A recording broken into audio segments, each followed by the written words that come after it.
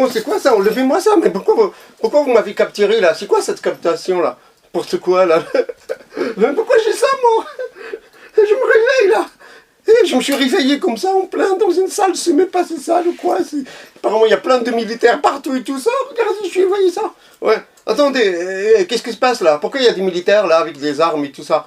Ouais, ouais. Mais enlevez-moi ça. C'est quoi ça? Pourquoi? Pardon? Ah, vous m'avez capturé pour fabriquer une arme. Mais non, mais attendez, vous vous trompez là. Oh, oui, je suis physicien, mais non, mais moi je sais pas, mais il faut me demander mon avis. Non, non, pas mon avis direct. Mais non, mais excusez-moi, j'ai déjà une famille, moi. J'ai déjà ma femme, j'ai déjà des enfants. Pardon? Vous les avez tués? Ah, j'ai plus besoin, donc j'ai plus de famille. Mais pourquoi vous les avez tués? Je sais pas quoi. Attends, ils me pointent avec leurs armes, les autres là. Ouais, attendez. Mais pourquoi vous avez tué ma famille?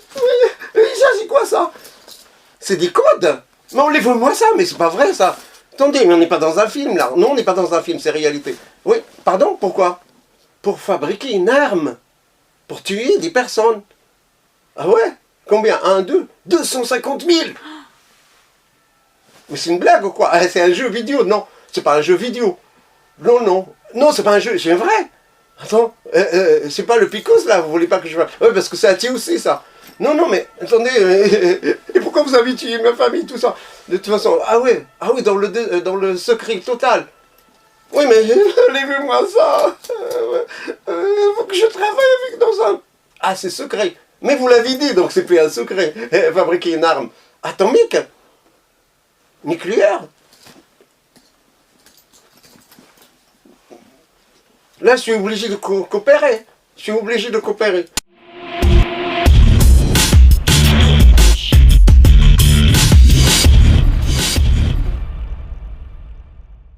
Le réalisateur Christopher Nolan, vous l'avez vu avec le film Telnet, voilà, et Interstellar, voilà, là, donc il est là le réalisateur, voilà, avec Cillian, dans le rôle principal avec Cillian Murphy, on voit bien ou pas?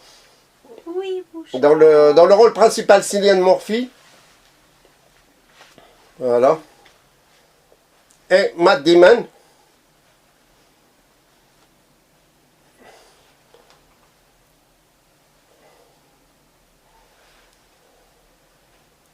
Avec Gary Oldman, on dirait pas dans le film. Gary Oldman, si il joue dedans. Il joue dedans. Il joue Gary Oldman, il joue le président Truman. Gary Oldman, il joue dans ce film, il joue. On voit bien? Regarde. Oui, Bouchard. Sauf que ton visage, on ne voit pas. Ouais, mais c'est pas grave, non, ce qu'on va voir, juste ça. Oui. Voilà. Donc, Gary Oldman, dans ce film, il joue le président Truman, en fait responsable des largages de bombes atomiques sur Nagasaki et Hiroshima. Oui, c'est lui le responsable, t'as pas honte? Oui, c'est lui là, le responsable. Donc le 9 août 1945, donc c'est lui le responsable de la bombe atomique. Il faut savoir qu'il y avait 250 000 morts. Ouais, avec le largage des sous-bombes. Le responsable, c'est lui, hein. T'as pas honte. J'ai pas dit c'est lui là. Lui, c'est juste l'acteur. Le responsable, c'est lui. Je vais vous le montrer. Truman. Voilà, c'est lui. 250 000 morts, dont 75 000 morts locaux. Ah ouais, là, ils n'ont rien senti. Hein. Il y en a même des gens, en fait, il y a des gens qui étaient, par exemple, ils étaient dans un enterrement, ils sont en train de parler à un défunt. Vous voyez, donc il y avait un mec qui était dans l'enterrement comme ça, puis après ils commencent à parler, donc tu vois, ils ont enterré quelqu'un, ils leur ont dit ah, tu es parti trop tôt. Il pleurait comme ça. Et il y a le défunt qui a parlé au mec, il lui a dit toi aussi. Il lui a dit quoi? Il a dit regarde, il y avait plein de champignons comme ça, ah, il y avait 75 000 morts. Oui, c'est ça. Tout ça, c'est à cause de lui, là. Voilà. Après, je continue. Il y a qui encore là? Dans le film, il y a qui encore? Il y a Iron Man. Robert Downey Jr. Il y a Iron Man dedans, hein, qui joue à la fin, mais on le voit beaucoup plus en noir et blanc dans ce film. Hein. Robert, donc il y a Iron Man qui joue dedans. Mais en fait, là, dans ce film, il montre le talent quand même de l'acteur. Hein. Vraiment, Robert Downey Jr., là, vraiment, il est très bon. Ça veut dire, là, c'est pas le même registre hein, par rapport à Iron Man, c'est pas le même registre. Là, on le voit dans un autre registre un peu plus posé, un peu plus agile, tout ça. Et c'est celui qui fait l'interview avec Robert Oppenheimer. Et c'est celui carrément qui l'acquise, mais je ne vais pas un petit peu te spoiler comme on dit. Hein. Voilà, donc après, il y a qui encore? Il y a plein d'autres hein, qu'on ne sait même pas. Il y a aussi Malek, attends, j'ai son nom là. Il y a quand même une pléiade de comédiens. Ouais, c'est pas grave, on les a pas là.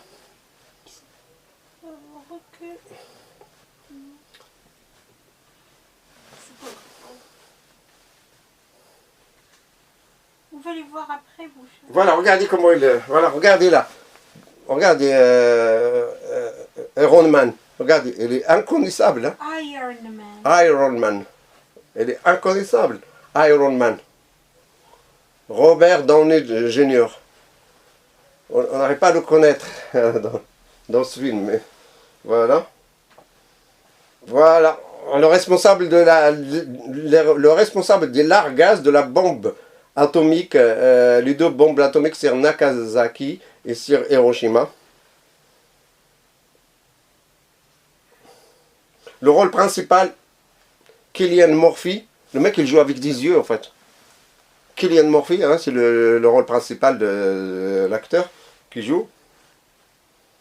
Je vais revenir sur tout ça après. Donc il y a Matt Damon, ça c'est le réalisateur. Après il y a Albert Einstein, c'est moi, donc je joue dedans. Voilà, je vais parler. Maintenant, je vais parler un petit peu de ce film. Donc on dit que c'est le deuxième. C'est le deuxième film, le 12, 1-2. C'est le deuxième film de Christopher Nolan. Hein, il raconte l'histoire de la fabrication de la bombe atomique. Hein. Donc, Cillian et Robert Oppenheimer, on l'appelait le père. En fait, le père de la bombe nucléaire, en fait, c'est celui qui a fabriqué et il était, en fait, Robert Oppenheimer est vraiment très très brillant. C'est un chercheur, c'est un chercheur technicien aussi, un chercheur très très brillant. Il faut savoir que rien que pour donner, par exemple, une conférence aux Pays-Bas, il a étudié le néerlandais pendant 6 semaines. Ouais, le mec pour faire une conférence dans un autre pays, il a étudié la langue du pays pendant 6 semaines. C'est incroyable, il a appris. Hein. Moi, rien que le français, ça fait 20 ans, j'arrive même pas encore à parler bien la France. Donc voilà, donc le mec en 3 semaines, il est tellement brillant, hein, Robert Oppenheimer. Qu'est-ce que je voulais dire? Donc en fait, c'est lui le directeur de laboratoire. Avant on l'appelait, il avait un autre à Lamos, et après on l'a baptisé le projet, on l'a baptisé le projet Manhattan. Et c'est lui qui a la responsabilité, la direction de ce projet, de fabriquer la bombe et d'embaucher 100 000 chercheurs et techniciens. 100 000. La première heure de film, on le voyait courir à droite et à gauche, aller voir pour le reculement. Donc ceci, en fait, c'est une mission impossible, vraiment. Hein. C'est voilà, pour chercher 100 000 personnes et les faire travailler sur les adhérer à ce projet. C'est vraiment, c'est carrément un avantage et un inconvénient, parce que mais les inconvénients sont plus que l'avantage, parce que c'est vraiment une mission impossible, et c'est vraiment un point négatif, parce qu'il faut les gérer, il faut les canaliser, il faut les coordonner, il faut, voilà, donc, et du coup, c'était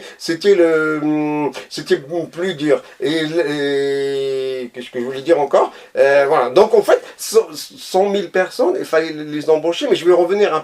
Donc après, en fait, il faut réunir 100 000 personnes, mais il faut tenir le projet secret. C'est ça ce que j'ai dit tout à l'heure, il a les inconvénients. Quand je parlais aussi de l'inconvénient, comment déjà moi dans ma famille, avec Myriam, j'arrive même pas à garder un secret. Comment vous réunir 100 000 personnes sur un projet il faut qu'ils gardent je veux dire, le secret. Il faut que, voilà, il faut que ça sorte pas de là-bas. Du coup, ils ont mis un truc là, ça s'appelle Manhattan. Ils ont fait un projet, voilà, presque dans le désert là-bas, et ils ont fait ça. Et ils ont dit, mais si tu dis, mais je vais revenir sur ça après. Voilà, donc je vais revenir sur ça après. Bon, c'est tout. Voilà, après, il faut savoir dans ce film la temporalité. Donc le temps n'est pas chronologique en fait, n'est pas par exemple jour 1, jour 2, jour 3, non, n'est pas respecté. Et ça c'est un peu ça c'est quand même une caractéristique de réalisateur, Christopher Nolan, c'est une caractéristique. Ça veut dire qu'il y a en fait, vous avez vu le film Telnet?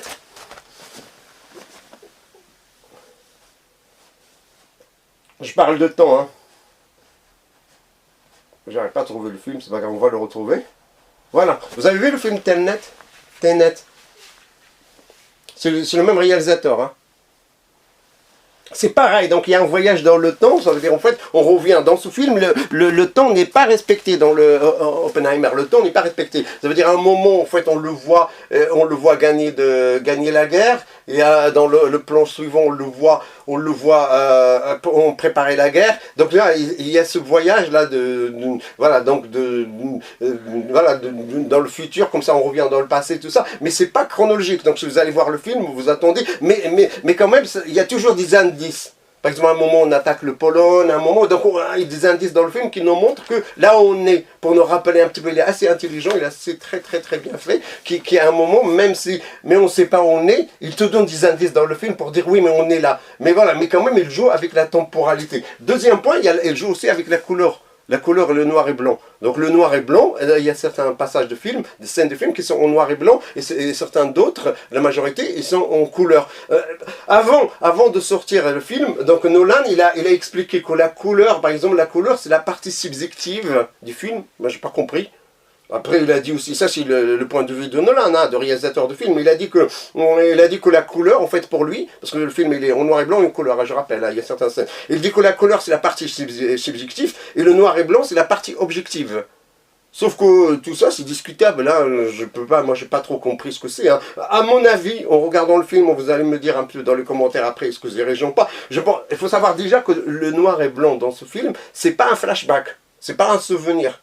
Je répète, le noir et blanc dans ce film, c'est pas un souvenir, c'est pas un flashback, parce que d'habitude dans le cinéma américain, c'est ça en fait, ou même dans le cinéma mondial, le flashback c'est quelque chose voilà, qui vient et qui dans le passé. Pareil, hein, le flashback ici c'est pas le passé et après non, le noir et blanc ici il a une autre caractéristique. Par exemple, des côtés des spectateurs, ça engage comme moi, hein. Après vous me dites un petit peu, hein, vous me dites ça engage comme moi, vous me dites, c'est ce que je pense un peu, comment j'ai expliqué un petit peu la définition de Nolan pour le noir et blanc. Pour moi, en fait, en tant que spectateur, le noir et blanc, en fait, il n'y a pas d'intrigue. En fait, il y a une intrigue. Il y a une intrigue, il n'y a pas de vérité, en fait. Donc, il y a quelque chose qui est flou, il y a quelque chose qui est un peu compliqué, on ne comprend pas, il y a des complications.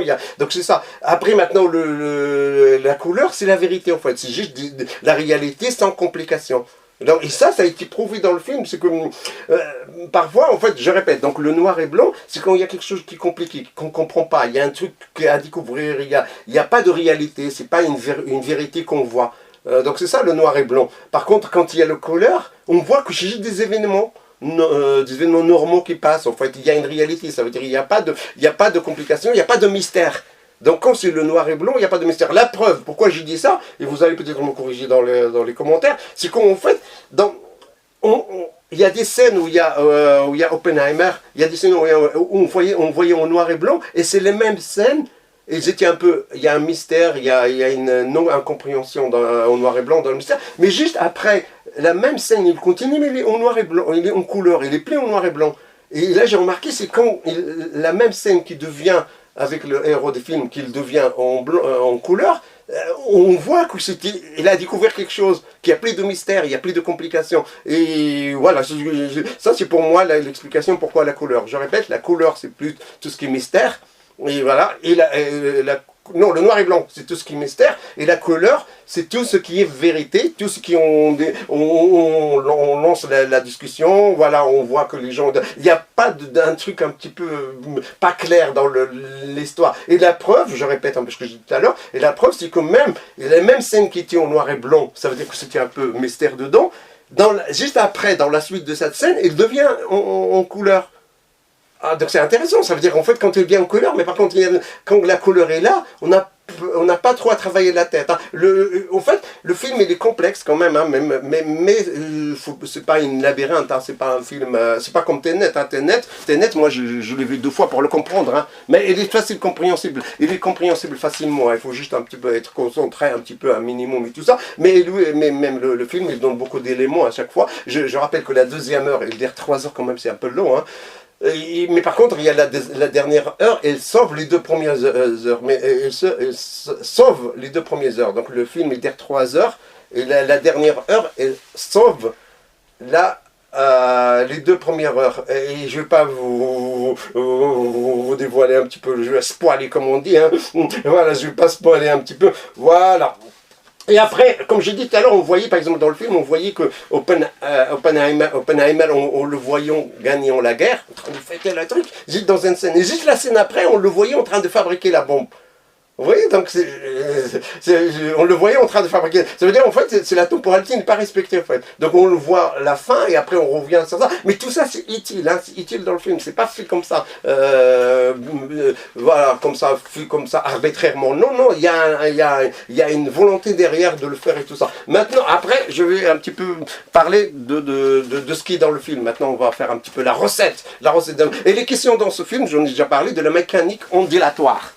Ah ouais, qu'est-ce qu'il nous raconte, Bouchard? Qu'est-ce qu'il nous raconte? La mécanique ondulatoire. Oui, voilà.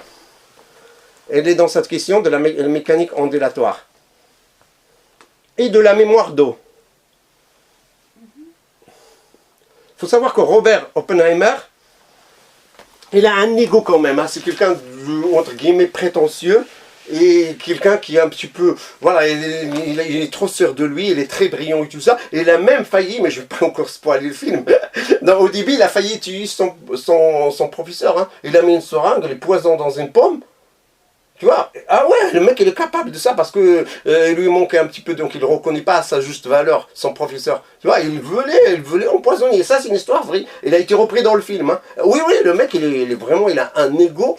Certes dimensionné, hein, c'est même pas les présidents actuels, c'est rien du tout. Hein. Lui, c'est vraiment il a un ego. Donc il était capable carrément de tuer son professeur parce qu'il n'était pas d'accord avec lui. T'as vu le mec, tu es avec quelqu'un qui après lui a, je vais pas spoiler le film. Hein. Après finalement il l'a pas tué, hein, mais donc il lui a arraché. Là, je suis en train de spoiler le film. Il lui a arraché parce qu'il lui a dit va dans un autre pays maintenant. Il lui a dit maintenant tiens un moment, je spoil le film, c'est pas grave. Un moment il lui dit ouais mais tu es bon toi, hein, va recruter ailleurs. Et lui, il était content, il lui a lâché, il lui a pris la pomme, hein, il n'a pas mangé, donc il n'est pas mort. Mais voilà, donc il y a une question d'onde, parce qu'au début, il y a beaucoup d'effets visuels, puis après on le voyait, le mec il joue avec ses yeux, comme ça. La prochaine fois, il y a des gens qui prêtent leur voix, mais lui, la prochaine fois, il va mettre juste, voilà, j'ai une voix, j'ai une yeux, lui, c'est les yeux. Je rappelle que il y a d'autres acteurs qui sont mieux que lui, même césarisés, on peut dire comme ça, qui sont meilleurs, je ne vais pas dire que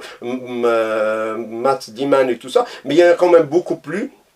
Mais lui, mais Christophe Nolan, il a choisi cet acteur, Cillian Murphy. Il l'a choisi uniquement parce qu'en fait, il y a le regard, il y a les yeux et tout ça. Et lui, il joue avec ses yeux, en fait. Il joue avec les émotions. Et voilà, donc, parce qu'il a choisi lui, parce que lui, il a une certaine présence quand même par rapport à d'autres, alors qu'il joue moins bien que d'autres.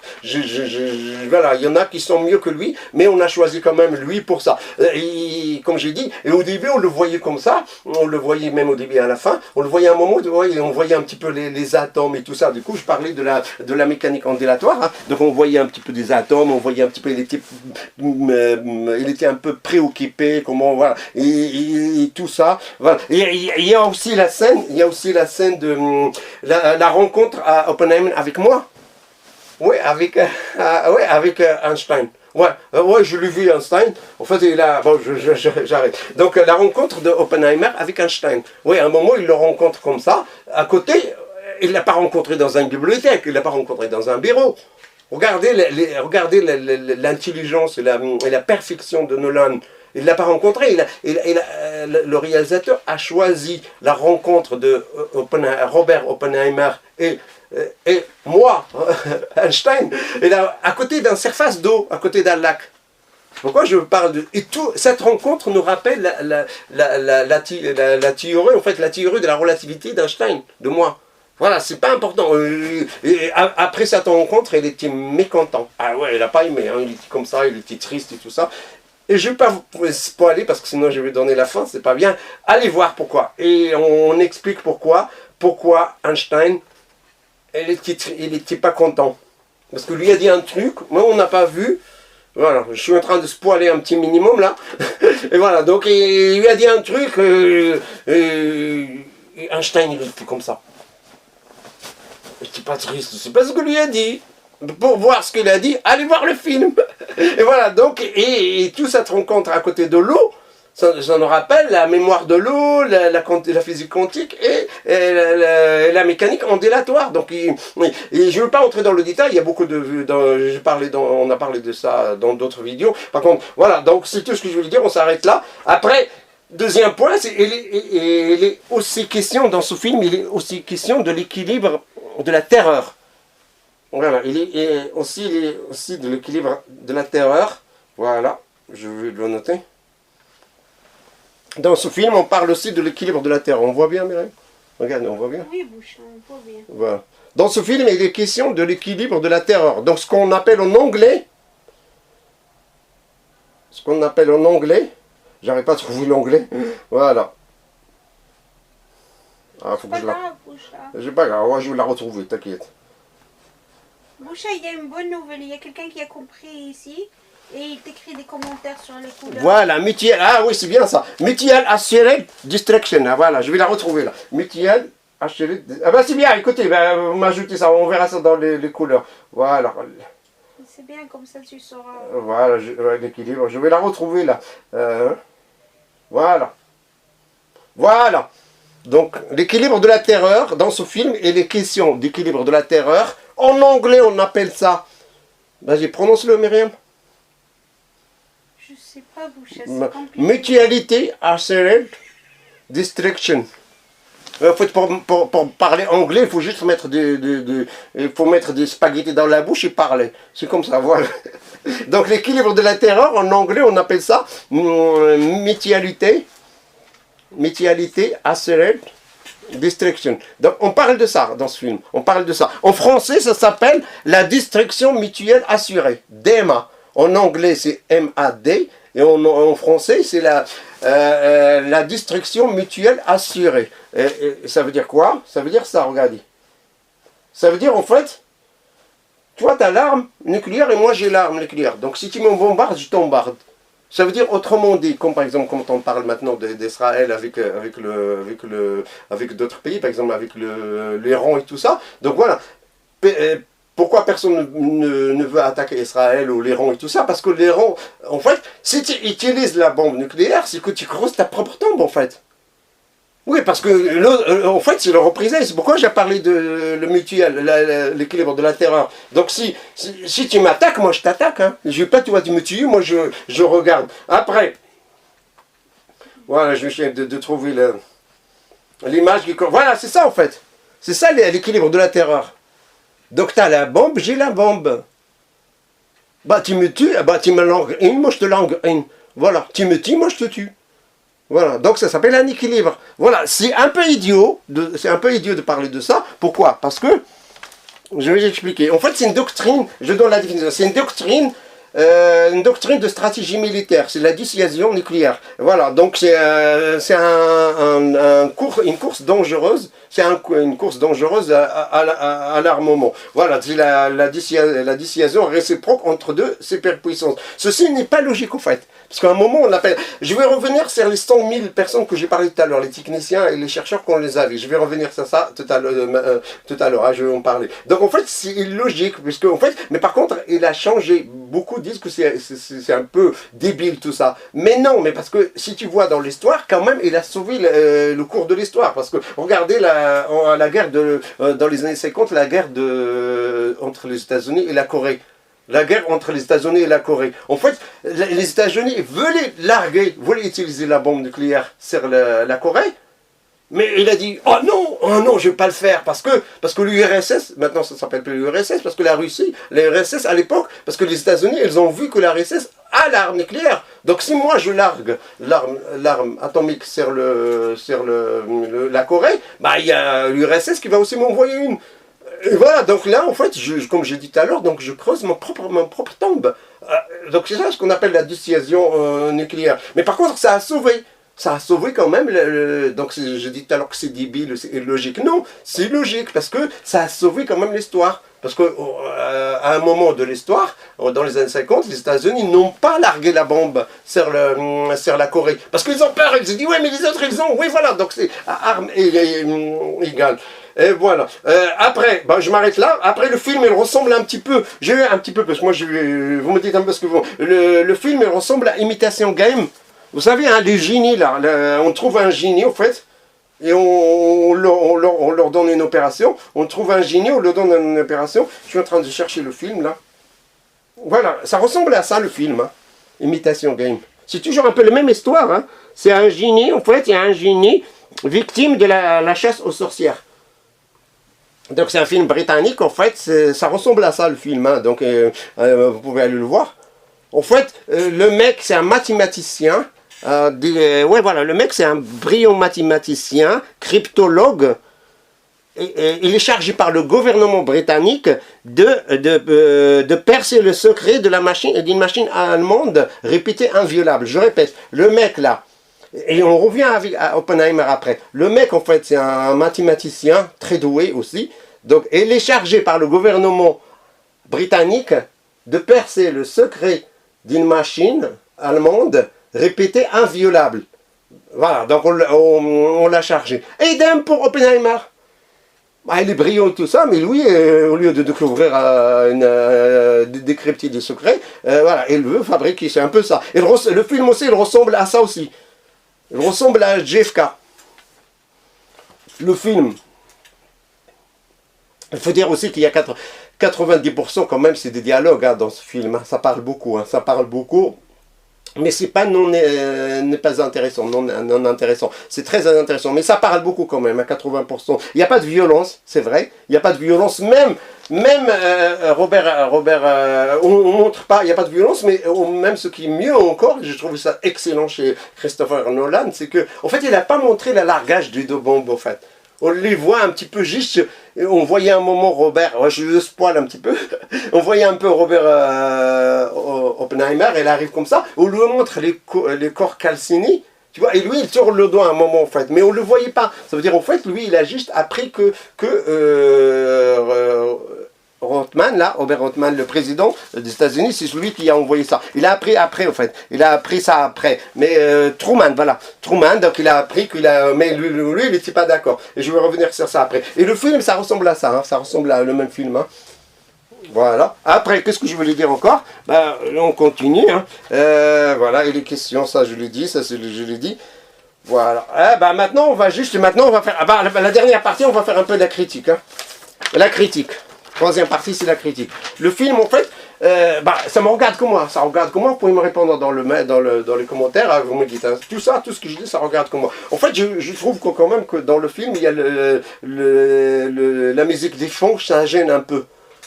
La musique du chant, il y a beaucoup de dialogues. Il faut savoir que le film il est basé beaucoup sur le dialogue. Mais la musique de fond me gênait un peu parce que j'arrive pas. C'est pas j'arrive. Je trouvais qu'il prend le pas. Il prend le pas sur le dialogue. Par exemple, si vous regardez le film The Pianist, le pianiste, ça se prononce comme ça, le pianiste, par exemple, il y avait beaucoup de dialogues dans le film Le Pianiste, mais par contre, il n'y avait pas de musique de fond. Donc, je veux dire, ça l'emporte pas. Moi, je trouvais que la musique, un peu, il aurait dit au moins enlever la musique de fond dans le film quand il y a des dialogues. Ça m'a un peu gêné, mais je dis, ça regarde comme moi. Après, je vais dire un petit peu une deuxième remarque, ça regarde comme moi. Pourquoi choisir vous allez comprendre pourquoi. Pourquoi choisir une expérience grandeur nature une expérience grandique et ne pas utiliser les effets spéciaux et les images de synthèse. Donc Christopher Nolan, il a choisi une expérience grande en nature, ça veut dire qu'il a, pour expérimenter la bombe de Nolan, de Oppenheimer, ils l'ont exporté vraiment dans le désert, vraiment. On s'en fout de la nature, on s'en fout de l'environnement. Donc pourquoi ne pas utiliser les effets spéciaux en fait? C'est intéressant, regardez par exemple avec The Avatar, le Avatar 2.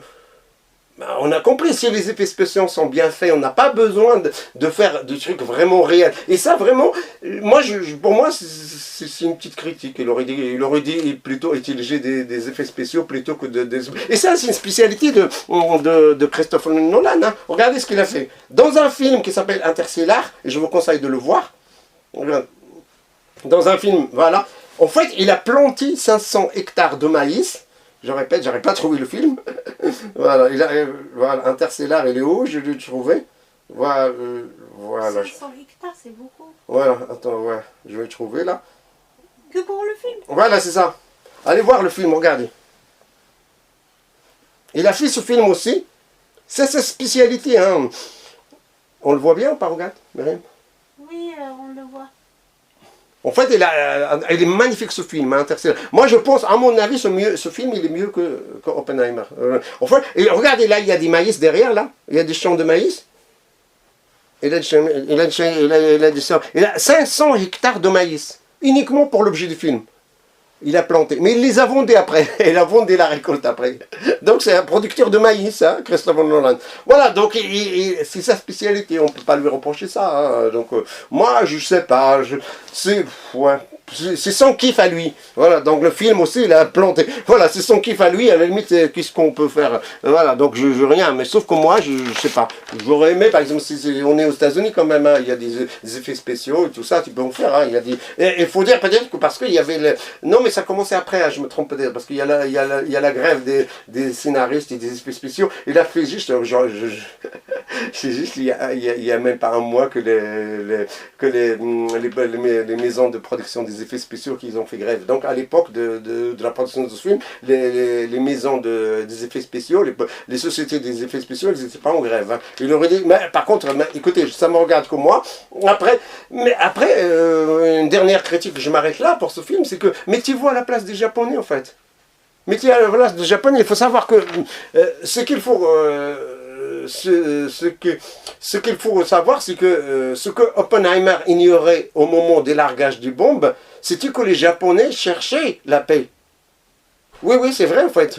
Truman, quand il a envoyé les 2 bombes, en fait, en même temps, on aurait fait autrement en fait. Mais Oppenheimer l'ignorait ça. Il cherchait la paix et que la guerre aurait très bien se terminer sans ce largage, sans ce tsunami.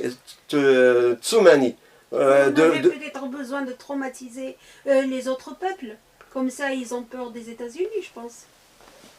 Oui, mais ce qu'aura proposé Oppenheimer, au début, il leur a proposé, c'est une bonne question, ça on n'a rien préparé en fait. Non, c'est qu'on leur a dit, écoutez, on envoie la bombe, pas à Hiroshima, on l'envoie à désert, et comme ça les gens ils vont voir l'ampleur des dégâts. C'est pas pareil quand il y a 250 000 morts, comme quand on l'envoie sur un désert. Il y a oui, mais justement, mais Oppenheimer, c'est ce qu'on leur a proposé à Truman. Mais c'est resté gravé dans la mémoire des gens.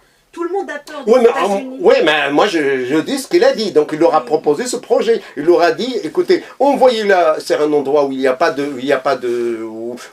monde comme ça, il n'y a pas de civils, comme ça les gens vont voir les dégâts, ils en avoir peur. Non, mais justement, donc moi je sais pas, moi je trouve que c'est... Voilà, donc c'est le Japon. Imagine par exemple, le film il est sorti en même temps, le même jour que Barbie.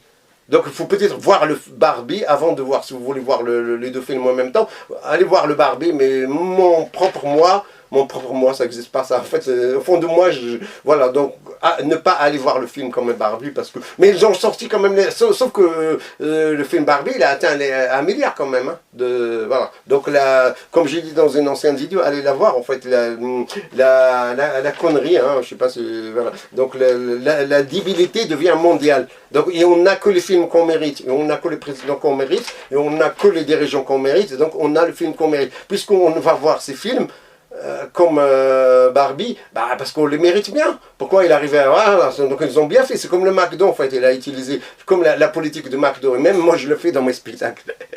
Je le fais cette politique. Enfin, moi j'ai un spectacle, j'ai deux spectacles. J'ai un spectacle où avec il est destiné aux enfants.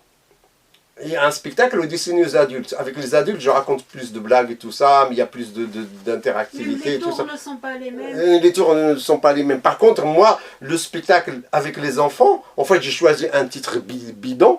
Excusez-moi, hein, je suis aussi victime de capitalisme, parce que quand même, il faut... Voilà, donc moi, je fais un... Voilà, donc en fait, par exemple, j'ai mis le titre de Le magicien et le mystère des souks. Donc c'est un truc bidon, en fait, c'est un truc, voilà, pour les enfants. Mais moi, ce qui m'intéresse, comme ce qui intéresse le McDo et le Quick et tout ça, et la fast food, mais moi, c'est pas l'enfant qui m'intéresse. Il faut être réaliste, il faut être capitaliste aussi, hein, parce qu'il faut manger à un moment ou à un autre, il faut gagner de l'argent, même si de temps en temps je fais, parce que parfois, moi, je loue des salles. Donc, mais moi, ce qui m'intéresse, c'est le papa, en fait. Moi, je m'en fous de garçons, excusez-moi, je le dis ça comme ça. Écoutez, je suis artiste, mais je vous le dis franchement. Et j'ai beaucoup de copains me le disent comme ça. Mais moi, je m'en fous, parce que l'enfant qui vient tout seul, les deux petites filles, ils vont voir le spectacle tout seul, ils vont rien me ramener, moi. Parce que moi, je fais au chapeau. Un enfant va me mettre un eau, alors que le papa, quand il va voir... Moi, ce qui m'intéresse, c'est plutôt la famille. La famille, ça veut dire le papa, le maman et les enfants. Parce que c'est le papa qui paye. Je suis désolé, il faut à un moment appeler un chat un chat. Voilà. Donc Barbie, c'est un peu ça. Donc ils ont visé avec un marketing quand même très très agressif quand même. Hein, parce qu'ils ont mis, je sais pas, 200, 300 000 euros. Oh non, mais on le voyait partout, hein, je parle. Voilà, donc, mais il ne va pas arriver, il est sorti en même temps. Donc je pense qu'il n'a pas trop fait l'ombre, parce que quand même, il est destiné à des gens qui sont, voilà, qui veulent un petit peu, voilà, qui prennent un peu le... Voilà, c'est quand même... on connaît l'histoire, mais quand même, voilà, on connaît, c'est une histoire vraie. On connaît l'histoire, mais quand même, on est allé là-bas pour voir un petit peu, voilà, pour un petit peu avoir un autre angle des autres. Mais si il est sorti au même jour, c'est un peu dommage, mais je trouve que Barbie n'a pas fait quand même l'ombre, c'est Oppenheimer. Mais Oppenheimer, il va arriver peut-être à 800 000, hein, il n'arrivera jamais à 1 milliard. Voilà. Donc, bah, c'est ce que je voulais dire, hein. Voilà. Mettez-vous à la place des Japonais, parce que Barbie, il a été interdit, par exemple, au Qatar, au Moyen-Orient, dans beaucoup de pays, parce que... Interdit. Ouais, il a été, à Qatar, je crois, dans d'autres pays de Moyen-Orient, je crois même en Égypte, hein, il a été interdit, hein, Barbie. Interdit pourquoi? Interdit parce qu'en fait, c'est trop LGBT, c'est trop féminisme, en fait. Il y a trop de trucs, pas, on dit pas catholiques, mais pas musulmans, en fait. Donc il y a trop voilà. Les courbes de son corps...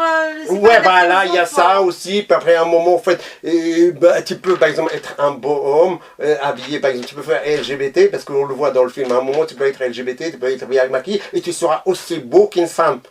Donc on met un peu le LGBT, il a le même poids qu'une femme, en fait. Il a le même... Donc, et ça gênait un peu les musulmans. Les drag queens, c'est ça? Les drag, oui, les LGBT, hein, LGBT++.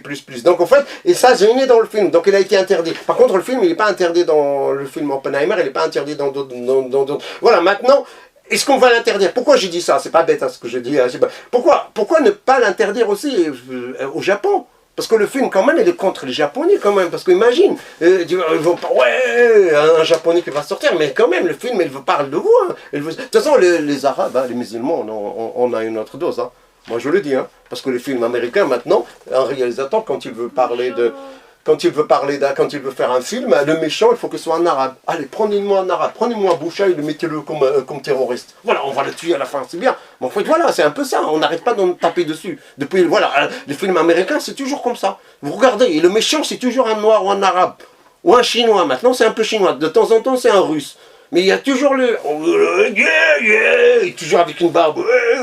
Voilà, donc c'est un peu ça en fait. Donc, on met toujours un petit peu, on massacre, quand il y a comment on appelle, les préjugés en fait. Voilà, on met ça. Et ce film quand même, il tape quand même sur les Japonais. Je suis désolé parce que quand même, on va pas voir un petit peu. Mettez-vous à la place d'un Japonais qui va sortir des films comme ça. Quand il va regarder le film, après il va voir à la fin, je spoil un peu. Ouais, ils sont en train de fêter la victoire. T'imagines, ça fait mal quand même pour un Japonais. Est-ce que, voilà, la question que je pose, est-ce qu'il faut dire l'interdire ce film au Japon? Je sais pas. Et le dernier point, et on s'arrête là, c'est un film qui fait peur quand même. Hein, ça aussi, ça regarde comme moi. C'est un film qui fait peur parce que nos dirigeants... Je vais pas tomber dans le... Non, Boucha, tu spoil tout, Boucha. Non, je spoil pas, non, ça n'a rien, je spoil rien. C'est un film qui fait peur quand même parce que la bombe nucléaire, elle est entre les mains de nos dirigeants. Et nos dirigeants, je vais rejoindre ce qu'on m'a dit tout dans les vidéos, dans les commandes, parce que moi je passe ma vie à interviewer les gens. On n'est pas dans des présidents, on n'est pas avec des présidents normaux. Excusez-moi, je suis rien pour dire ça. Ils sont un peu barges quand même. Parce que je rappelle que l'arme nucléaire, Poutine a l'arme nucléaire. Biden aussi. Biden, vous savez, donc c'est un mec qui est là. Quoi? Le bouton maintenant. Vous avez, c'est ça. Le mec, il est là en fait. Moi, ça me fait pas. Moi, ça me fait flipper ça. Voilà, donc si pour. Voilà. Donc, qu'est-ce qu'il a proposé à l'époque là? Même maintenant, là, pas Biden, avant le Trump et tout ça, à l'époque. Même, non, pas Trump. À cette époque-là, dans les années 50, il y a un mec qui a proposé, regarde, parce qu'en fait, qu'est-ce qu'on voyait dans le film? Pas dans le film, dans les infos. Vous voyez un mec qui traîne avec une valise en fait, tout le temps. Mais là, tu ouvres, il y a le bouton rouge. Il t'appuie. Mais en fait, il y a un mec qui a proposé, je crois que c'est un il s'appelle Frank Close. Il a proposé à l'époque, je crois que c'est... qui après Truman? Je crois qu'il y avait un président. Il leur a proposé... Qui c'est le président? John Kennedy? Non, pas un... Non, John Kennedy, c'est 70. Qu'est-ce que tu racontes? Toi, Non, mais je parle juste... Peu importe, mais... Retenez juste l'idée. C'est un moment, en fait... Il y a un savant qui a proposé au président de la République de l'Amérique à l'époque, au lieu de traîner avec ça, que de mettre la puce à l'intérieur d'un homme, et que le mec, il est toujours accompagné. Par exemple, mettez la puce à l'intérieur de Bouchard, et Bouchard accompagne tout le temps le... Oui, c'est un porteur de puce. C'est vrai ce que je dis, hein, vous me corrigez, j'ai des bêtises.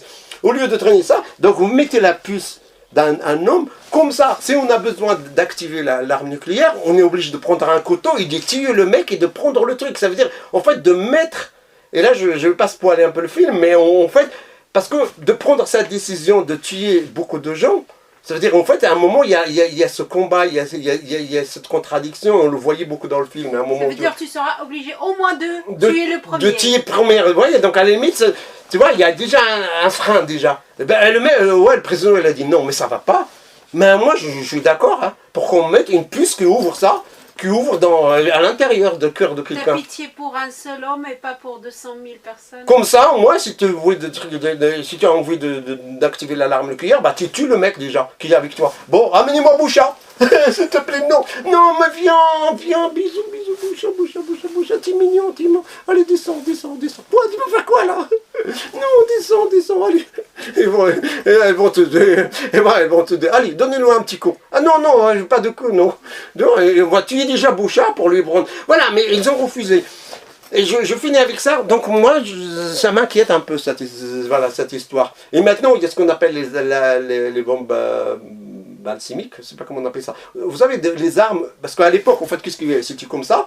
Maintenant, c'est de plus en plus petit, hein. Et maintenant, on a l'arme nucléaire qui a tous les avantages de mais pas les inconvénients. Ça veut dire qu'il y a des armes qui rentrent comme ça, puis après, ils tuent les gens. Et les voitures, elles ne bougent pas. Oui, la Russie est là, ça. Oui, trouvez-moi le nom, s'il vous plaît, de cette arme-là. Balistique. Non, les armes balistiques, c'est pas pareil. Non, c'est pas balistique. Balistique, en fait, ça veut dire qu'on peut la lancer. Parce que dans le film, là, ils l'ont largué avec les avions. Alors que maintenant, il y a les balistiques, ça veut dire qu'en fait, l'arme, tu peux l'envoyer par le bateau. Tu peux l'envoyer d'un pays à l'autre. Et tu peux l'envoyer d'un sous-marin. Donc ça développe, et ça m'inquiète. C'est pourquoi je dis que c'est un film qui fait peur. Voilà, et ça regarde comme moi. Et je crois qu'on va s'arrêter là. Oui, c'est ça. Donc, je crois qu'il y a un qui me l'a dit la dernière fois. Comment on appelle ça, les armes qui ont... C'est quoi le nom des armes qui ont les avantages mais pas les inconvénients? Ça veut dire, en fait, ils tuent les gens, mais ils ne tuent pas le matériel, en fait. Bon, je m'arrête là, ils vont me donner la réponse. Voilà. Merci à vous, à bientôt les amis. J'essaie de... tu ne vas pas répondre aux questions? Bah, dis-moi, c'est quoi? Oui, maintenant je réponds pas aux questions. Vous répondez aux questions, moi je sais rien, moi. Allez, dites-moi les... En fait, il y a Gabriel Resco, apparemment il t'a compris, il écrivait beaucoup, mais il faut que tu lises. Voilà, et les autres, regarde les autres. Après les autres, bonjour tout le monde, on dit bonjour. Tout le monde te dit bonjour. Ah, bonjour, salutations, soyez le bienvenu les amis. Ouais, le mec c'est à la fin qui dit soyez le bienvenu. Mais qu'est-ce que vous pensez de cette idée? Moi je pose... Excuse-moi parce que j'impose J'impose le... Voilà, donc en fait, je suis en Einstein, d'accord? Einstein, parce qu'il y a une rencontre entre Oppenheimer. Bon rétablissement. Ouais, il y a un... voilà, donc voilà. Paix à son âme quand même à mon ami qui est mort. Je reviens, je pars dans tous les sens, moi. Mais ça m'a fait mal au cœur, j'ai déjà... Boucha parle de quelque chose d'agréable, tu sais, Boucha. Non, mais quand même, c'est un ami, c'est un ami. Ouais, mais c'est un ami, donc voilà, donc ouais. Mais les gens viennent ici pour s'amuser. Bon, on oublie, c'est pas grave, on parle de ça. Personne.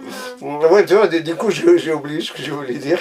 Bah, je sais pas, après tu lis les commentaires de Gabriel Risco. Dis-le. Non, Boucher, je comprends pas très bien. Mais oui, moi aussi, je ne veux pas comprendre.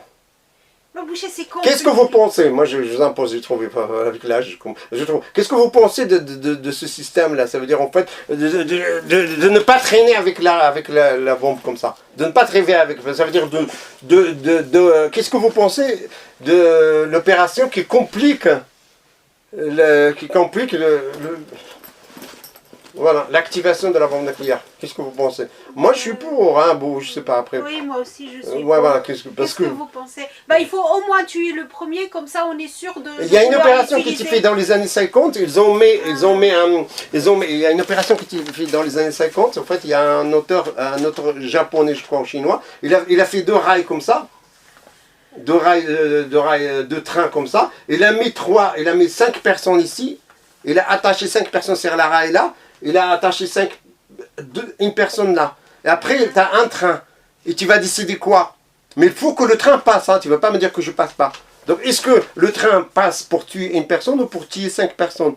Est-ce que vous pouvez me trouver, s'il vous plaît, le nom de ce japonais, je crois. Japonais ou chinois? Oui, c'est un chinois. En fait, il a fait une opération, j'ai oublié le nom d'opération. C'est en anglais le livre. Hein. En fait, il a mis une opération, il a mis des érailles. En fait, il a proposé une théorie. En fait, pour montrer le danger de ça, parce que le but de Truman, qu'est-ce qu'il veut? En fait, il a dit, mais en fait, on savait déjà Hitler, il a perdu la guerre, Hitler déjà. Donc voilà, c'est après, parce que si on l'a largué en 9 août 1945. Déjà ici, Hitler, il a perdu. Je reviens, oui, pardon, j'ai oublié de le dire tout à l'heure. Oui, ben, j'ai dit j'allais revenir, mais je ne suis pas revenu. Le fait de mettre... Je reviens sur l'équilibre, là je fais une remarque entre parenthèses sur l'équilibre de la terreur. Sur le... Je te tiens, tu me tiens. Si tu me largues, je te largue une bombe, je te largue une autre bombe. Voilà. En fait, le fait de mettre 100 personnes sur un projet Manhattan, 100 000 personnes, et c'est ce qu'il a fait. Oppenheimer, c'est un mec génial, hein, c'est un mec très brillant. En fait, le risque et la responsabilité est divisée par 100. Non, pas du tout, pas ça du tout. Il a fait l'inverse en fait, et je vais revenir sur ça. Il n'a pas fait ça. En fait, il aura autorisé la discussion entre eux. C'est pas que dans les films, parce que dans les films, qu'est-ce qui se passe? En général, on le met, mais toi, tu as un projet, tu as un truc, parce qu'on est tous sur un seul projet. Mais chacun, il a une tâche. Tu vois? Mais qu'est-ce qu'ils ont fait? Le soir, ils se réunissaient dans la cour et tout ça, ils parlaient entre eux.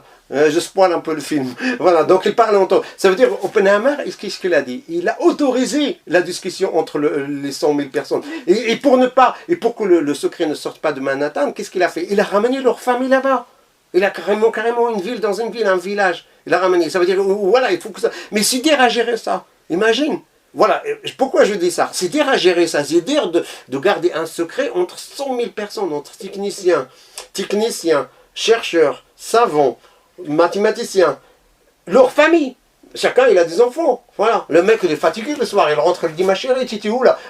Voilà, chez Chantos, là, on va les casser, on a fini. Non, mais tu es obligé à un moment. Non. Boucha, il s'appelle le dilemme de tramway et c'est Metaquack qui a trouvé le nom. Merci à toi. Voilà, vous l'avez trouvé, merci à vous. Voilà. Le dilemme il y a des gens intelligents qui te suivent. Non, mais ils sont tous intelligents, il n'y a que moi qui suis bête. Donc, le dilemme de Meta? Le tramway, je pense. Le tramway, ouais. Boucha, ouais, mais je le trouverai, merci. Après, oui, je reviens. Donc, comment garder le secret d'un projet dans un désert avec 100 000 personnes que tu ramènes leur famille ici? Comment? C'est presque impossible. D'où je reviens sur le MACD, là, l'équilibre de la terreur. De revient, bah, il y avait des traîtres. Ah oui, il y avait des espions. Sur les 100 000, il y avait des espions. Je rappelle que les 100 000, la majorité sont des savants qui ont peur, qui ont été chassés par les nazis. Voilà. Donc sur 100 000 personnes, il y a une majorité quand même, beaucoup de gens qui viennent de l'Allemagne nazie. Voilà. Donc, du coup, qu'est-ce qu'ils ont fait? Quand les savants, il y avait des savants espions. Oui, ouais, tu me dis, c'est pas possible, Bouchard, qu'est-ce qu'il me raconte? C'est un savant espion. Si, c'est vrai. Pourquoi? Parce que ça travaillait les gens. Les gens qui étaient là, qui étaient en train de parler quand ils étaient sur ce projet de fabrication de bombes, en fait, ils ont parlé, ils ont dit, mince alors, si ça tombe sur la main, et je l'ai dit dans la conclusion, sur les mains d'une seule personne comme Hitler, on est foutu, on est mort. Ah, le mec, il n'hésite pas. Le mec, il réfléchit même pas. Le même est capable de tuer Bouchard, sa copine, sa famille, ses voisins. Elle n'en a rien à foutre, lui. Elle dit, j'en ai rien à faire. Qu'est-ce que Bouchard, c'est rien du tout. Je dis, donne-moi la puce là. Et là, ils ont dit, donc, sur les 100 personnes, il y avait des savants espions qui disaient, ah ouais, mais c'est pas possible. Imagine si cette arme tombe sur le main de quelqu'un. Oh non! Ils sont désolés, ils ont dit, bah, ce qu'on va faire, on va dire ça aux Russes. Ils sont allés dire ça aux Russes. Et la Russie, ils ont fabriqué la bombe. Ils ont allé dire ça dans d'autres pays. Ils ont fabriqué. Et des causes, ce qu'on appelle un équilibre. Si bien ou pas bien, je pense que c'est bien. Parce que quand même, on peut pas. Parce que imaginez, si déjà les Américains ils sont tordus, ils sont choulous, ils sont déjà. Imaginez si tout seuls ils avaient l'arme. Oh, Macron, il dit. Et Boucher, il dit, ouais, Biden. Imagine. Mais heureusement que les autres ont. Heureusement qu'Israël a l'arme nucléaire. Heureusement que, je veux dire, l'Iran a l'arme nucléaire. Oui, parce que, qu'est-ce que tu as dit là? Tu vois, c'est comme dans les films. Tu vois, dans les films, il fait comme ça, le mec. Il dit, t'as dit quoi là? T'as dit quoi? T'as dit quoi? T'as dit quoi? Répète. T'as dit quoi? Pardon, excuse-moi, je rigolais. Ouais, mais j'ai pensé aussi, d'accord? Je pensais. Ouais, imagine, j'ai un pistolet là, mais c'est une arme en fait, c'est à peu près pareil. Du coup, en fait, il y avait des espions qui ont passé quand même l'information, parce qu'ils ont peur. Mais en fait, après, Oppenheimer, il était dans la première partie, je passe pour aller un petit peu, parce qu'après, en fait, on voulait fabriquer avec Truman, on voulait fabriquer une arme hydrogène qui fait 50 fois plus de dégâts que la première. Et l'autre, il a dit, et l'autre, il était là, comme ça, avec ses yeux, comme ça, parce qu'il a l'impression que le mec, il joue quoi avec ses yeux. Tu es malade ou quoi? Il dit, écoute, il m'a déjà tiré 250 000. Il dit, non, moi, s'il te plaît, vous faites pas sans moi. Elle a dit, non, mais sans moi. Et du coup, ils sont tapés, parce que comme il s'est tapé, il sortait avec une fille qui était russe, et tout ça, parce qu'il était une femme, il y avait sa femme, après il y avait une autre, en fait, je sais un peu, je sais pas. Voilà, donc on l'a attaqué sur ça. On lui a dit, quand même, tu es un espion russe. Oui, on a dit à Oppenheimer, tu es un espion russe. Ouais, il a dit non mais j'ai pas envie, attends, écoutez, c'est trop dangereux. Je vais pas rentrer parce qu'après c'est un rapport avec Einstein et tout ça, je vais pas dire ça. Mais quand même, dans la dernière partie du film, quand même, c'était quand même, Oppenheimer, il était quand même, en fait, la chasse aux sorciers quand même. Hein. Il était un sorcier, il fallait l'attacher pour le brûler. Ouais, on lui a trouvé tout le truc. Je raconte pas la fin, j'arrête là, je raconte pas la fin, mais voilà, je vais pas dire comment ça se passait le film, comment s'est fini le film, allez le voir pour ça. Voilà, donc pour vous dire que le fait de réunir 100 000 personnes, c'est impossible de garder le secret. Et surtout qu'il y a des gens brillants, ils ont peur que la bombe tombe sur la main d'une seule personne et qu'il va faire des dégâts. Et du coup, il y a ce qu'on appelle l'équilibrage, je l'ai dit tout à l'heure, c'est l'équilibrage de MAD, hein, vous vous rappelez, hein, ça s'appelle Mutual Assured Destruction, je l'ai dit tout à l'heure. Ça veut dire par éthique, ils ont donné aux autres. Voilà, en fait, par éthique, oui, voilà. Parce que maintenant, est-ce que c'est bien, est-ce que dans les années 50, c'est bien ou pas être un traître, être un espion? Voilà, vous me répondez ça. Écoute, moi j'ai fait des recherches. Après, vous me critiquerez, c'est pas moi qui le dis. J'ai fait des recherches. Peut-être que j'ai mal compris ce que j'ai lu, mais vous me répondez, vous me corrigez, d'accord? Vous me corrigez. Voilà, donc, est-ce que c'est bien d'être espion à l'époque? Est-ce que c'était pour la bonne cause? Est-ce que c'était pour la bonne cause? Je rappelle qu'Oppenheimer, il croyait en fait. S'il a participé à ça, c'est parce qu'il croyait pour mettre fin à la guerre. En fait, c'était un chauvin, c'est ça? C'était vraiment national. C'est un mec qui croit à son projet. Il faisait ça pour la guerre. Pour finir avec la guerre, parce qu'avec les nazis et avec le Japon, il y croit vraiment, c'est pourquoi on le voyait dans le film. Je ne vais pas spoiler le film, allez le voir. On le croyait parce qu'il était sincère quand même, hein. Il y croyait, il travaille avec le cœur et tout ça. Il était sincère parce que c'était pour la guerre. Maintenant, si cette utilisation de l'arme, elle est pour autre chose, là, il lui dit, non, mais moi je joue pas. Ah non, moi je pensais que c'était pour, voilà. Donc on va s'arrêter là. Hein. Donc rappelez-vous, hein, le mot clé, c'est ça. Hein. C'est Mutual Assured Destruction. Donc c'est la destruction Mutual. mutuelle. Yeah, Y. yeah, mutually. Mutuelle, ouais. Assured. Assured Assured. Destruction. distraction. Voilà, en français on dit la destruction mutuelle assurée. Tu m'y tiens, je te tiens. Voilà, à bientôt les amis, à bientôt.